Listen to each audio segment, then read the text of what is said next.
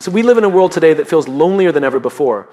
But the tragedy is loneliness doesn't start out there. It starts at home. It starts in our relationships. It starts when we stop listening to the people who matter most. A lot of men think they're listening. They hear the words, they nod, they maybe even give advice. But hearing isn't listening. Hearing is passive. Listening is active. Listening means you're not just waiting for your turn to talk. You're trying to truly understand. You're trying to feel what she feels. You're trying to stand where she stands. And when you don't, something small but devastating happens. She stops talking. She stops sharing. She stops trusting. Over time, this distance grows. At first, it's invisible. You're both busy, you're tired, you assume everything's fine because no one's shouting, no one's crying. But intimacy doesn't disappear with a bang. It slips away quietly through small, missed moments, through all the times you chose to be right instead of being present, through every eye roll, every ignored plea, every time you brushed off something that mattered to her because it didn't seem important to you. And when that connection dies, everything else suffers. The laughter fades, the warmth fades, even the sex fades. Because sex is not just physical, it's emotional. It's built on trust. It's built on feeling safe, feeling desired, feeling understood. You can't have physical closeness when emotional distance has filled the room. We have built a lonely and sexless society because we forgot the basics. We forgot that real partnership requires work. We forgot that listening is the most intimate act we can offer.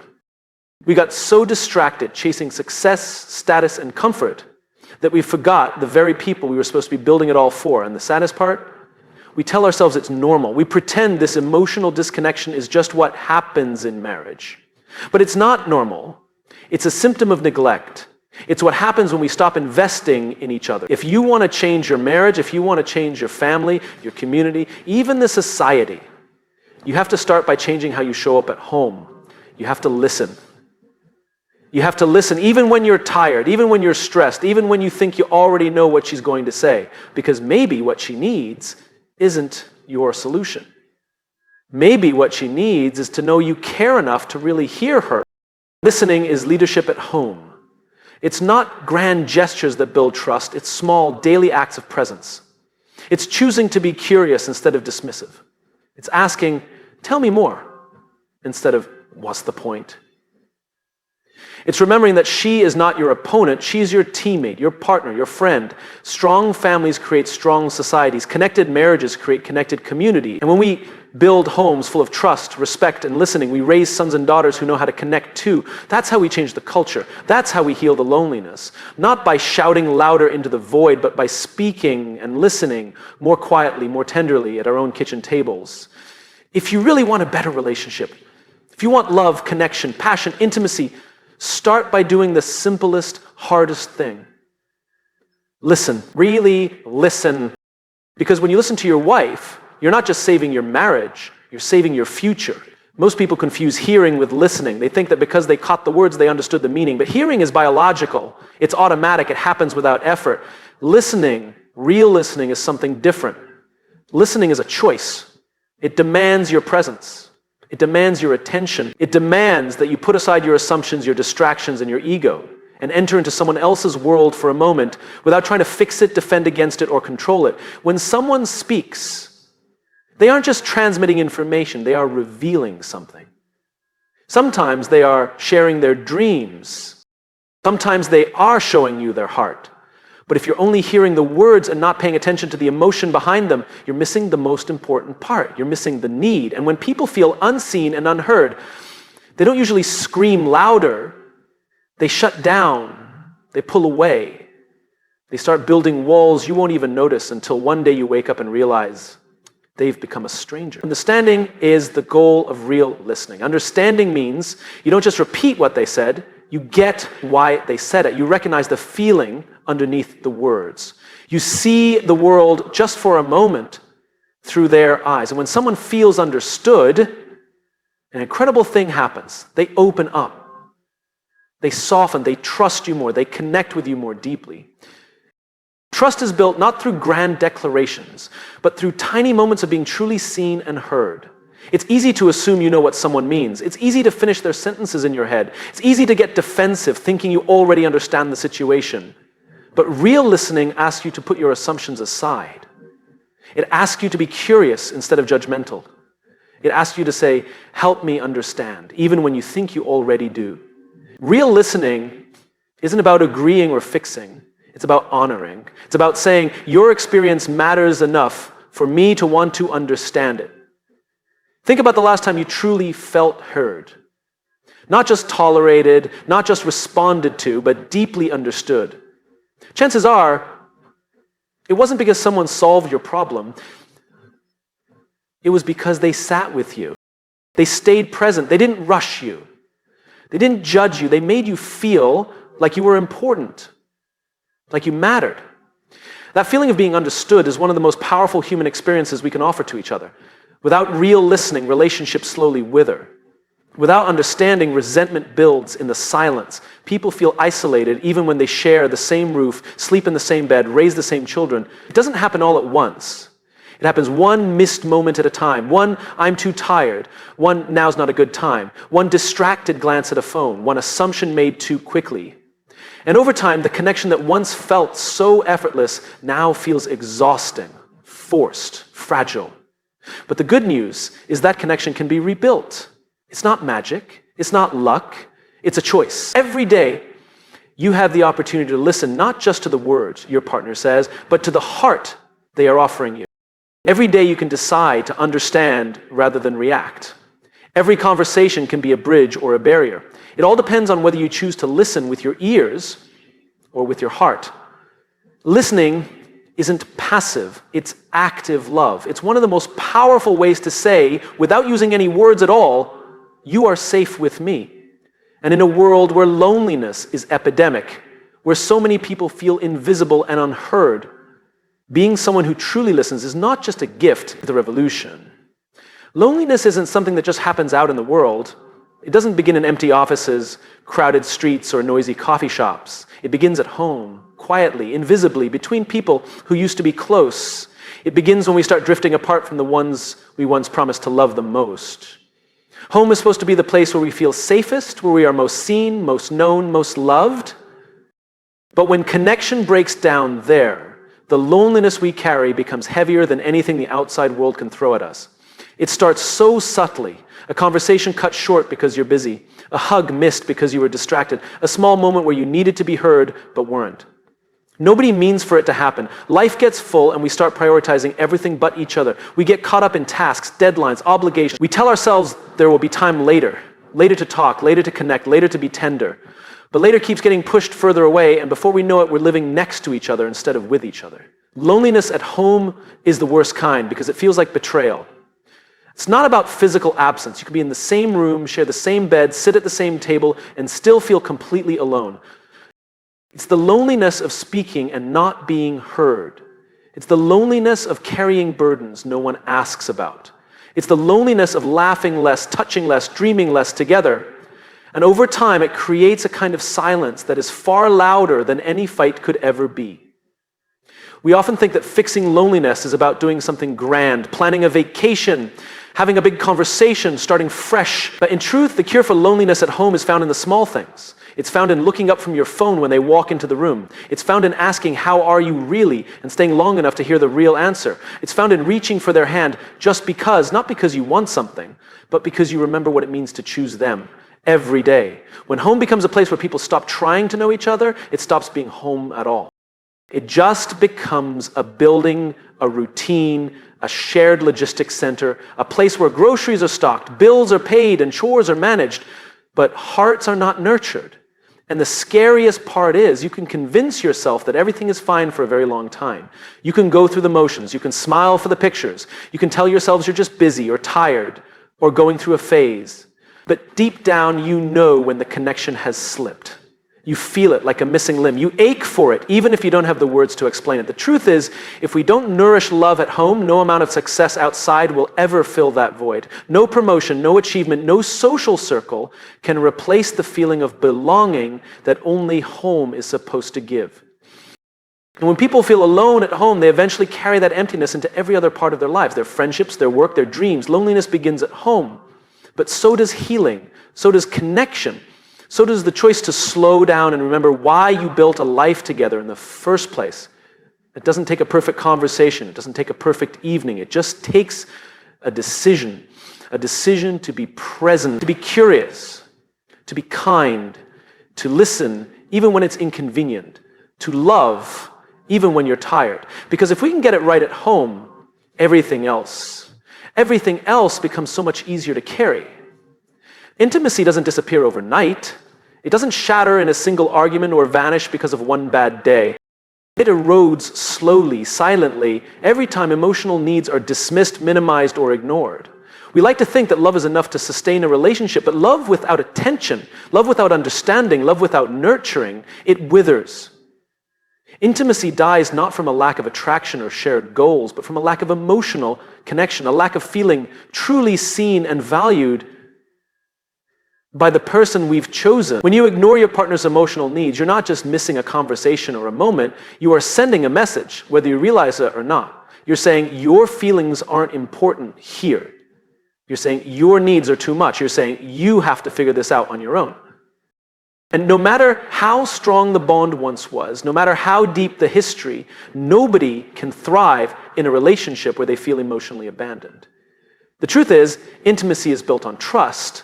Not the trust that you'll stay, but the trust that you care, that you'll listen, that you'll show up when it matters most, not just when it's easy.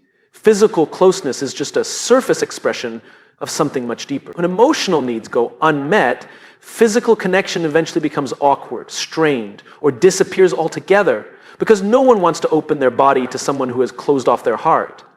It doesn't always look dramatic. It often shows up in small ways. First, a partner hints that they feel lonely, but it's brushed off as being too sensitive. A small disappointment is shared but met with irritation or silence. A need for more connection is labeled as needy or demanding. Over time, those unmet needs turn into resentment, and resentment is like rust. Slow, quiet, but devastatingly corrosive.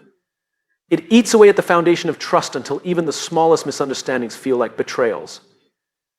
Ignoring emotional needs doesn't just harm the person whose needs are unmet. Ultimately, it harms the relationship as a whole. It creates an emotional gap that widens every day it goes unaddressed.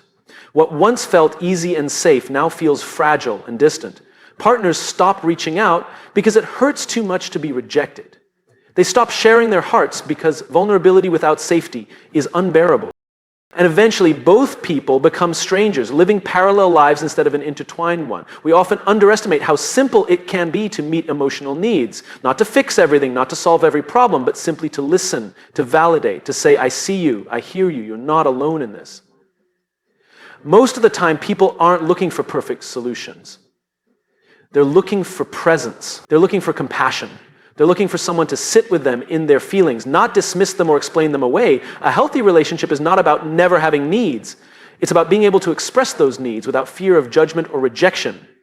It's about creating a space where two people can grow together, where vulnerability is met with kindness, not criticism. When emotional needs are honored, intimacy thrives. Passion, trust, laughter, and connection become natural, effortless, not because life becomes easier, but because you know you're not facing it alone. Ignoring emotional needs doesn't just kill intimacy, it kills hope. It kills the sense that this relationship is a place of safety and belonging. But the good news is that healing is always possible. It starts with one small act of attention, one sincere question, one moment of true listening. It starts with remembering that love isn't just a feeling, it's a daily choice to care even when it's hard. Intimacy is not built in grand gestures, it is built in quiet moments of presence. When you choose to see, to hear, and to value the person you love, you're not just keeping intimacy alive, you're keeping love alive. Society is only as strong as the relationships that hold it together. When we devalue partnership, when we dismiss it as unnecessary or weak, we start pulling apart the very threads that give our communities meaning, resilience, and hope.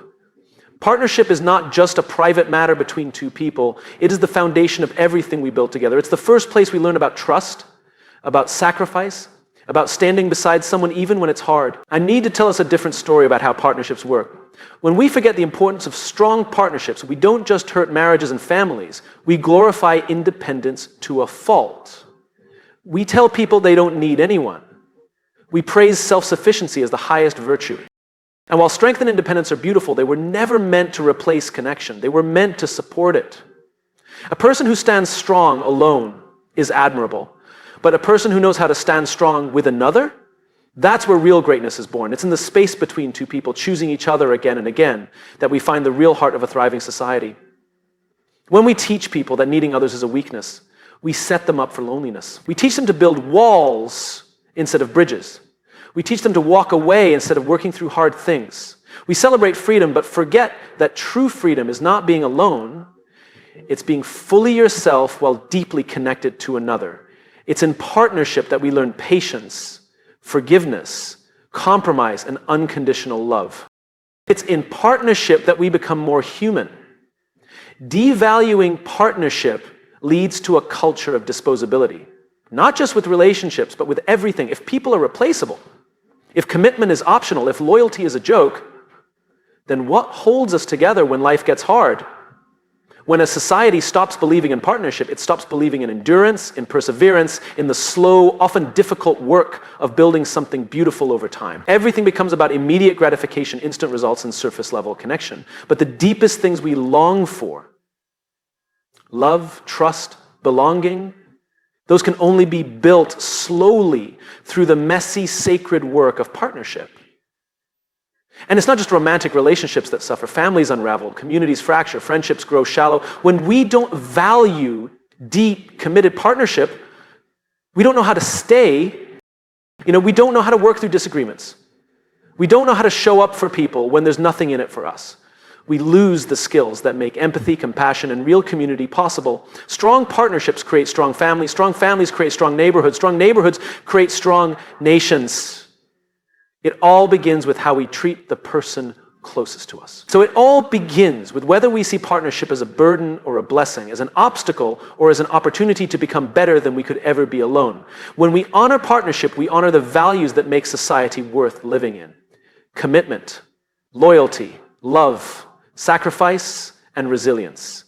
We build a culture where people know they matter to each other, where people stay through storms instead of abandoning ship at the first sign of trouble, where relationships aren't seen as traps, but as the greatest adventure we will ever undertake. Partnership doesn't mean losing yourself. It means expanding yourself. It means learning how to love and be loved, how to give and receive, how to stand strong and also lean on someone when you need to.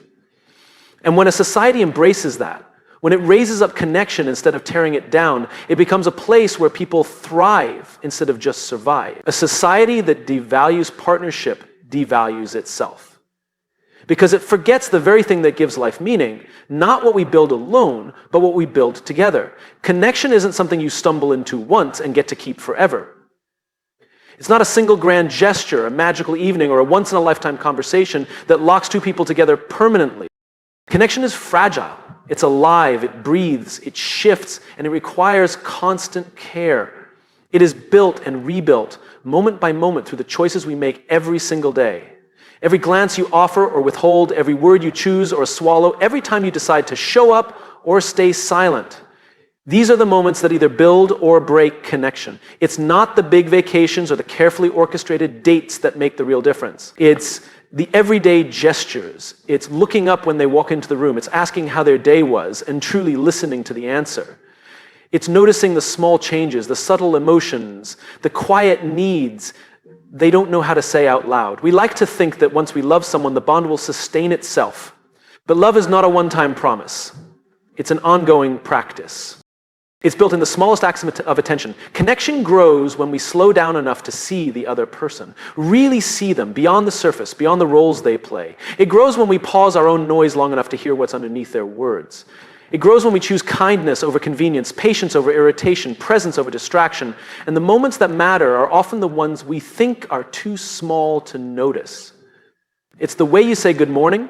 It's the way you say good night. It's the way you respond when they share something vulnerable. It's the hand you reach for across the table or the hug you linger in just a little longer. Connection is not found in grand declarations, but in the accumulation of tiny moments when we choose each other over and over again. Disconnection doesn't happen all at once either. It's not usually the result of one big fight or one huge betrayal. It's the result of 1,000 missed moments. 1,000 times when we chose distraction over attention. 1,000 times when we assumed they would understand instead of taking the time to make sure they did.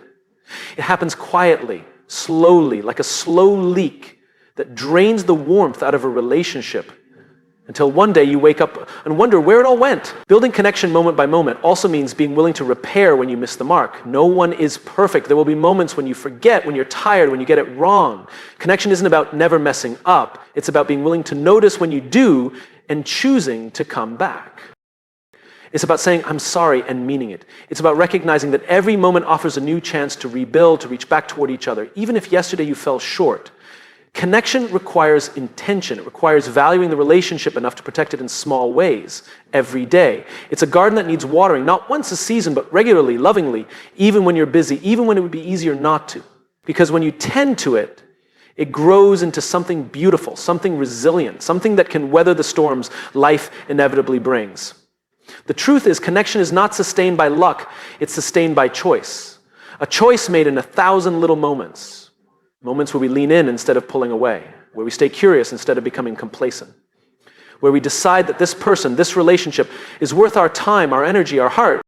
Moment by moment, choice by choice, this is how love survives. This is how it thrives. This is how, without even realizing it, we build something stronger than we ever thought possible. Leadership doesn't start in the boardroom. It doesn't start when you get a title or when people begin to follow your ideas. Real leadership starts at home. It begins with the way you show up for the people who matter most, especially when no one else is watching. And at the very center of that leadership is one skill: listening. Listening is not passive. It's not sitting silently while someone speaks, waiting for your turn to respond. True listening is active. It's an act of service, an act of humility, an act of love. It says, you matter, your words matter, your feelings matter. And in a world that often moves too fast and listens too little, being the person who truly listens is a form of leadership that changes everything. At home, leadership doesn't look like giving orders or solving every problem. It looks like making space for others to be heard, fully and without judgment. It looks like putting down the distractions, turning away from the constant noise, and giving someone your undivided attention. But he keeps us training. When you listen at home, you create a foundation of trust that can withstand almost anything. You make it safe for people to tell the truth, to bring their struggles, to share their dreams.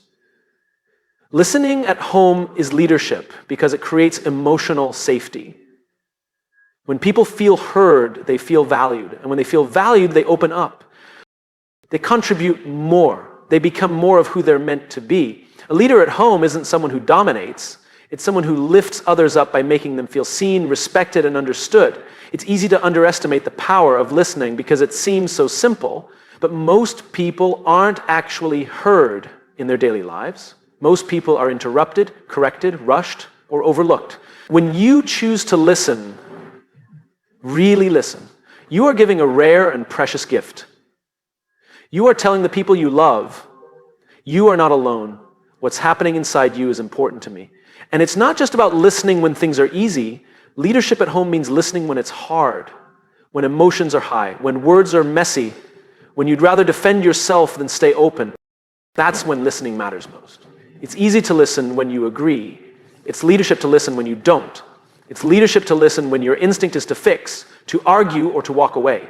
When you listen, you learn. You discover things you didn't know about the people you thought you knew best. You catch the fears behind the anger, the sadness behind the silence, the hope hidden in the smallest word. And in learning those things, you lead with more wisdom, more compassion, and more strength. Listening as leadership at home also means modeling the behavior you want to see. If you want a home where people are kind to each other, start by listening with kindness. If you want a home where people are honest, create a space where honesty is met with grace, not punishment. The way you listen teaches others how to trust, how to share, how to love. And the truth is, the people closest to you are the ones who need your leadership the most. It's easy to show up for strangers, for clients, for colleagues. It's much harder and much more important to show up for your spouse, your children, your family, your friends. They deserve your best leadership, not your leftovers. And your best leadership always begins with listening. Listening at home is not just about keeping the peace. It's about building a foundation of loyalty, love, and respect that will carry you through every challenge, moment by moment, word by word. It's how you lead the ones you love. Not by control, not by force, but by making them feel deeply, unmistakably heard